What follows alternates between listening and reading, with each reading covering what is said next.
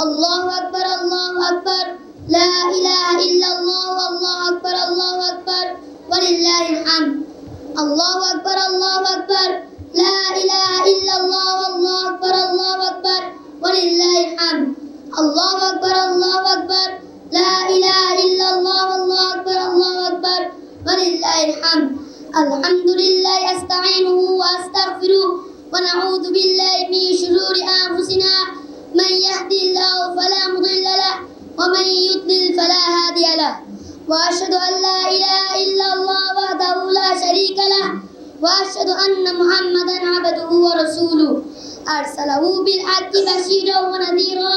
بين يدي الساعة من يطع الله ورسوله فقد رشد ومن يعصيهما فإنه لا يضر إلا نفسه ولا يضر الله شيئا أعوذ بالله من الشيطان الرجيم إن الله وملائكته يصلون على النبي يا أيها الذين آمنوا صلوا عليه وسلموا تسليما الله أكبر لا إله إلا الله والله أكبر ولله الحمد الله أكبر لا إله إلا الله والله أكبر ولله الحمد الله أكبر لا إله إلا الله والله أكبر ولله الحمد اللهم صل على محمد عبدك ورسولك وصل على المؤمنين والمؤمنات والمسلمين والمسلمات وبارك على محمد وأزواجه وذريته قال النبي صلى الله عليه وسلم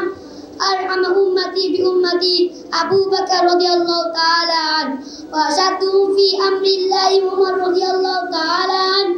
وأصدقهم حياء عثمان رضي الله تعالى عنه وأقطعهم علي رضي الله تعالى عنه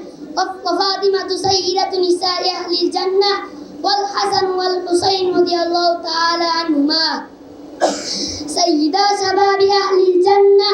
وحمزة أسد الله وأسد رسوله اللهم اغفر للعباس وولده مغفرة ظاهرة وباطنة لا تغادر ذنبا الله في أصحابي لا تتخذوهم قوتا من بعدي فمن أحبهم فبحبي أحبهم ومن أبغضهم فببغضي أبغضهم وغير أمتي قرني ثم الذين يلونهم